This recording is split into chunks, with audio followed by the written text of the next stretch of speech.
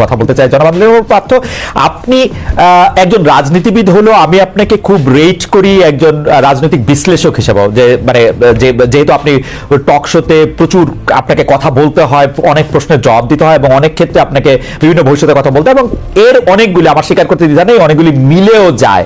আমি এই জন্য আপনাকে একটু একটু একটু ফরওয়ার্ড লুকিং প্রশ্ন করতে চাই যে গত কয়েক বছর ধরে জনাব তারেক রহমানই আসলে বিএনপির হাল ধরে আছেন। বেগম খালেদা জিয়া চিকিৎসার জন্য লন্ডন গেলেন, শেখ হাসিনা জনরোষে বাংলাদেশ থেকে বিতাড়িত। রাজনীতির এই পরিবর্তনটা আপনি আসলে কিভাবে দেখছেন? নতুন নেতৃত্বে নতুন রাজনীতির সূচনা কি হতে চলেছে? বিশেষ করে 90-এর পর যদি আমরা আওয়ামী লীগ ও বিএনপির শাসনকাল যদি বিশ্লেষণ করি, সরকারে বা ক্ষমতায় এলে মানে এটা একটা এই প্রশ্ন বারবার হচ্ছে যে তারা যে গণতান্ত্রিক থাকবেন, কর্তৃত্ববাদী হবেন না, সেরকম কি মনে হচ্ছে? মানে এই নেতৃত্বে যারা আছেন, এটা তো অবশ্যই ঠিক, জনাব তারেক রহমানই আসলে 20-22 বছর ধরে অন্ততপক্ষে দলের ডেপুটির হালটি ধরে আছেন, কিন্তু মানে এই নেতৃত্বের ক্ষেত্রে কোনো পরিবর্তন আসছে? ব্যক্তি মানুষ না, আদর্শের দৃষ্টিভঙ্গির আপনি কিভাবে দেখছেন?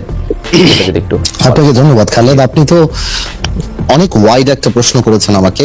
আমি একটু ব্যাকগ্রাউন্ডে যাব। দেখুন, আপনি সমষ্টিগতভাবে যদি বাংলাদেশের রাজনীতির অবস্থা দেখেন, গত 17 বছরে যে একটা ভীতির সংস্কার, ভীতির একটা সংস্কৃতি আমাদের রাজনীতিতে ছিল, যার কারণে 17 বছর কিংবা 20 বছরে ভালো মানুষগুলি রাজনীতি থেকে দূরে সরে যায়। এই কারণে অফকোর্স একটা ভ্যাকুয়াম সৃষ্টি হয় রাজনীতিতে। কারণ 17 বছর আপনি জানেন যে কোনো রাজনীতি করতে গেলেই একটা গুম খুনের একটা ধারণা ছিল, বা মানুষ রাজনীতিবিদদের উপরে কেন জানি এমন, মানে কেন জানি বলবো না, মানুষের যথেষ্ট রিজন ছিল রাজনীতিবিদদের থেকে দূরে সরে যাওয়া। এবং বলে না যে জোকাররা যখন পার্লামেন্টে যায় তখন জোকাররা মেম্বার অফ পার্লামেন্ট না, পার্লামেন্টটা সার্কাস হয়ে যায়। গত 3টা বছর, তিনটা টার্ম অনেকটা এরকমই একটা অবস্থান ছিল। তো এই কারণে, আর তারেক রহমান সাহেবকে নিয়ে আপনি যে কথা বললেন, উনি গত 10, 12, 15 বছরে যেভাবে বিএনপিকে বিদেশে বসে যেভাবে নেতৃত্ব দিয়েছেন এবং নিচ থেকে ওপর পর্যন্ত, সত্যি কথা বলতে উনি আওয়ামী লীগের মাথা খারাপ করে দিয়েছেন। যে বাইরে থেকে সাংগঠনিক ভাবে উনার যে নেতৃত্ব ছিল, ন্যাচারালি বিএনপি ভাঙতে পারেনি, বিএনপি পথচ্যুত হয়নি বা অন্যদিকে যায়নি। তো সেই ক্ষেত্রে দলের মধ্যে এবং আমি মনে করি সারা বাংলাদেশে ওনার একটা আলাদা গ্রহণযোগ্যতা আসছে। এখন বিএনপি সামনের দিকে যদি ক্ষমতায় আসে, তাহলে বিএনপি কি করবে সেটা নির্ভর করে সত্যি কথা বলতে বিএনপির সমষ্টিগতভাবে বিএনপির মানসিকতার উপরে। বিকজ আপনার ডেমোক্রেসি তো অ্যাকচুয়ালি ইজ আ মাইন্ডসেট। আপনি আপনার বিরুদ্ধের কথাকে সুযোগ দিলে ডেমোক্রেসি থাকবে, আর সুযোগ যদি আপনি না দেন তাহলে ডেমোক্রেসি থাকবে না। তো এটা সম্পূর্ণরূপে একটা মাইন্ডসেটের ব্যাপার। এখন বিএনপি যদি ওনার কর্মকাণ্ডে বা বিএনপির কর্মকাণ্ডে যদি সেই রিসিপিয়েন্ট বা ওই রিসিভিং এন্ডে থাকতে পারে বা ওই মানসিকতা থাকতে পারে, এবং এই 17 বছর এত কিছু দেখার পরে যে আপনার রাষ্ট্র পরিচালনায় ব্যর্থতা বা পতন, বা যেটা পতন বলবো না, আওয়ামী লীগের তো, যেটা আমি আপনাকে আনঅফিসিয়ালি বলেছি যে আওয়ামী লীগ এমন একটা রাজনৈতিক দল যার বাংলাদেশে শুধু রাজনৈতিক পতন হয় না, সামাজিক পতনও হয়েছে। যে এই ধরনের সামাজিক পতন আগে হয়নি, বিকজ আওয়ামী লীগের অবস্থানটা, আওয়ামী লীগের অ্যাট্রসিটিটা, আওয়ামী লীগের দুর্নীতি বা সবকিছু একটা হাউস ওয়াইফের কাছে, একটা সাধারণ শিশুর কাছে চলে গিয়েছিল, এবং এই লাস্টে যে গণহত্যাগুলি। তো আমি সেটাই বলবো যে এখন তো আর নির্দিষ্ট শত্রু লাগবে না আমাদের পতনের জন্য। আমরা যদি আওয়ামী লীগ থেকে শিক্ষা না নেই, আমরা যদি ডেমোক্রেসি প্র্যাকটিস না করি, তাহলে অদৃশ্য শত্রু আমাদেরকে সেটা করে দিতে পারে।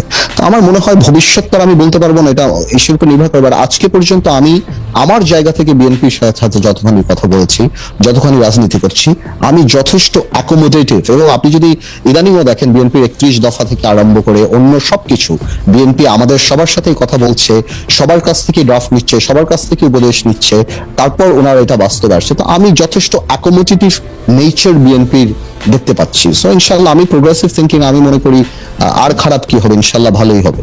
তো আমি ভবিষ্যতের জায়গা থেকে এখন শুধু বর্তমানে পাঠাতনে একটু আসতে চাই।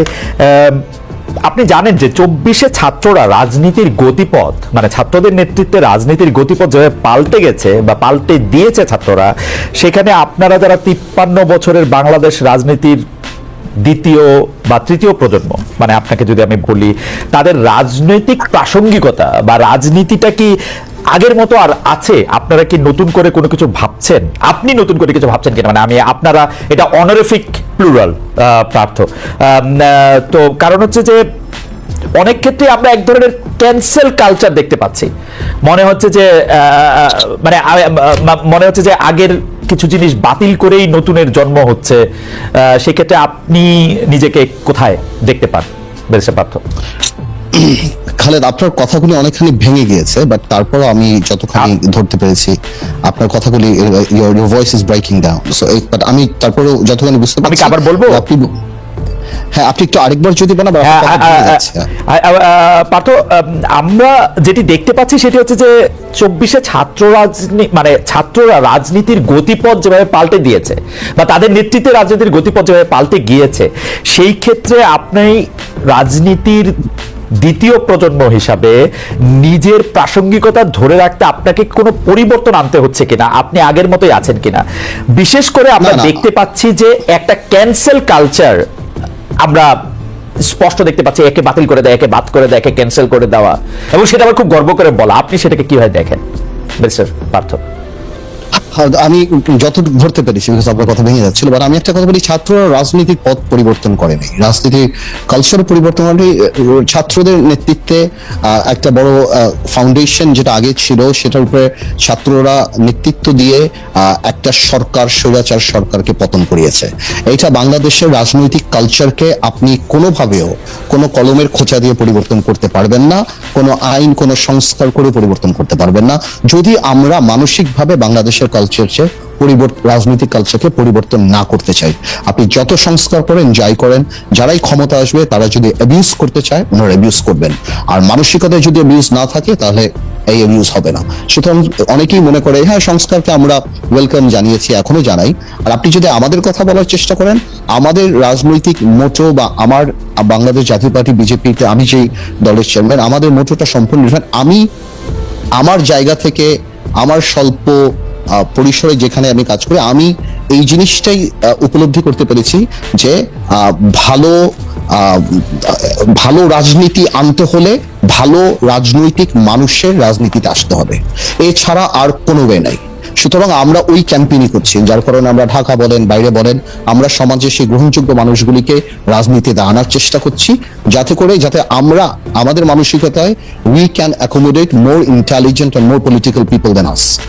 এটা যদি হয়, এই মানসিকতা থাকলেই আপনি বাংলাদেশকে পরিবর্তন করতে পারবেন। আদারওয়াইজ কোনো আইন করে, কোনো সংস্কার করে এগুলি লোক দেখানো হবে এবং এগুলি টিকবে না।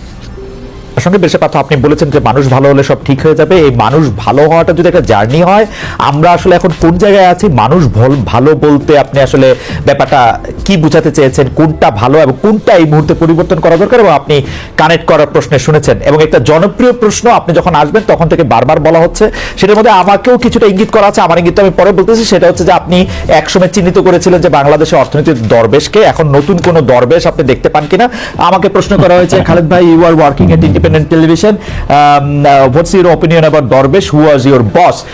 Salman F. Rahman was never been my boss. উনি একটা টেলিভিশনে কিছু বিনিয়োগ করেছিলেন, যে টেলিভিশনে আমি কাজ করতাম, এবং আমার ওপিনিয়ন আমি একটু দর্শকদের উদ্দেশ্যে বলে রাখি যে আমি তাকে অনেকবার ইন্টারভিউ করেছি, সেখানে হয়তো কিছুটা বোঝা যাবে। যারা আদালিব রহমান পার্থ, আপনার কাছে প্রশ্ন, মানুষ ভালো হওয়ার কোন জায়গাটার মধ্যে? দেখুন, ভালো মানুষ তো একটা অনেক বড় রিলেটিভ টার্ম। ভালো মানুষ মানে যোগ্য মানুষ, যিনি অনুধাবন করবেন এবং যে দেশের জন্য আমার কাজ করতে হবে, এবং যিনি বিশ্বাস করবেন যে এটা আল্লাহ প্রদত্ত, মানে আমি যেটা মনে করি আমার কাছে যেটা আল্লাহ প্রদত্ত একটা দায়িত্ব, যেটা আপনি এই আমানতটা কোনোভাবে খেয়ানত করবেন না, এবং অ্যাট দ্য সেম টাইম আপনার সেই যোগ্যতাও থাকতে হবে এবং কোয়ালিফিকেশনও থাকতে হবে। এখন ভালো মানুষদের গত 17-18 বছরে রাজনীতিতে না আসার যেরকম একটা ফিল্ড বানানো হয়েছে, তো আমি কাউকে ছোট করবো না, যদিও লেখাপড়া সবকিছুই না, বাট তারপরও আমি এক উদাহরণ দিয়ে দেখি। এখন যেমন আপনি ইংল্যান্ডে বা আমেরিকাতে কারা আসে, অক্সফোর্ড, কেমব্রিজ, হার্ভার্ড থেকে, আর আমাদের এখানকার লোকাল পলিটিক্স এর ব্যাকগ্রাউন্ডটা কোথা থেকে আসে?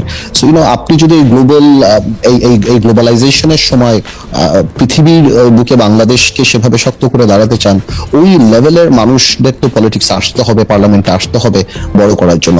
আজ থেকে 30, 40, 50 বছর আগে কারা রাজনীতি করতো, কোন লেভেলের লোক রাজনীতি করতো, আর এখন আজকে কারা বাংলাদেশে রাজনীতি করতে ইচ্ছুক, কারা মেম্বার অফ পার্লামেন্ট হতে ইচ্ছুক?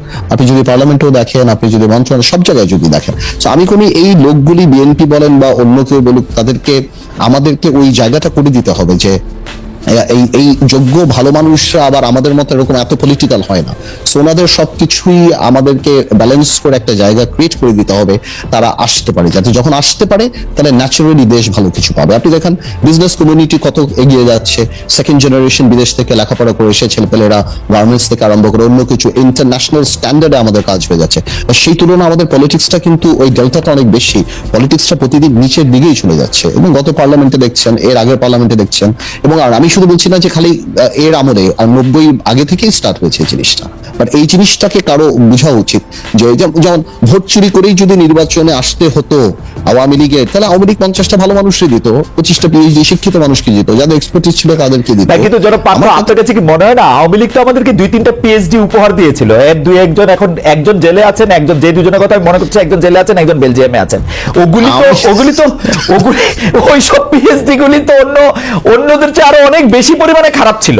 মানে না, আমি এই জন্য প্রথমে বলে নিয়েছি যে লেখাপড়াই সবকিছু না। আমি এই জন্য কিন্তু ডিসক্লেইমার দিয়ে দিয়েছি যে লেখাপড়াই সবকিছু না, বাট সবকিছু মিলিয়ে ভালো সমাজে গ্রহণযোগ্য পারসেপশন যাদের, ভালো এক্সপার্টিস যাদের আছে, এই ধরনের মানুষকে, ভালো মানুষকে না, ভালো না কি খারাপ এটা তো আল্লাহ তাআলাই জানে, বাট আমরা যতখানি পারসেপশনে বুঝি এই কারণে। আর আপনি একটু পারমিশন দিলে মাহি ভাই কিছু বলা না, তাহলে আমি একটু মাহি ভাইয়ের ব্যাপারে একটু কথা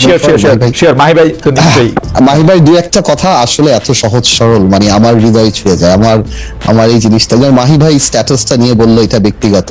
মাহি ভাই, আপনি রাজনীতিতে আমার চেয়ে সিনিয়র। মাহি ভাই, রাজনীতিতে আপনার ব্যক্তিগত জিনিস পাবলিকেশন হয় না, পাবলিকেশন যা হয় সেটা পাবলিক, ব্যক্তিগত জিনিস ব্যক্তিগত। আপনি যখনই দেশনেত্রী খালেদা জিয়ার অসুস্থতার ব্যাপারে আপনি স্ট্যাটাস দিবেন, দ্যাট ইজ পাবলিক, এন্ড মানুষ সেটাকে তখন মনে করবে এটার মধ্যে পলিটিক্স আছে, এটার মধ্যে অন্য কিছু আছে।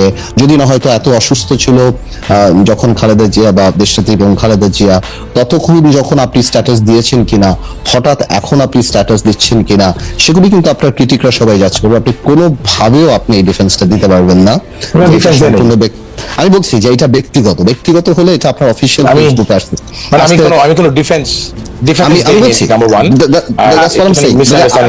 আপনি বলেন, পার্থ শেষ করুক, আপনি বলেন। আমি ডিফেন্সে কথা বলছি, আমি বলছি যে আপনি খুবই, আমি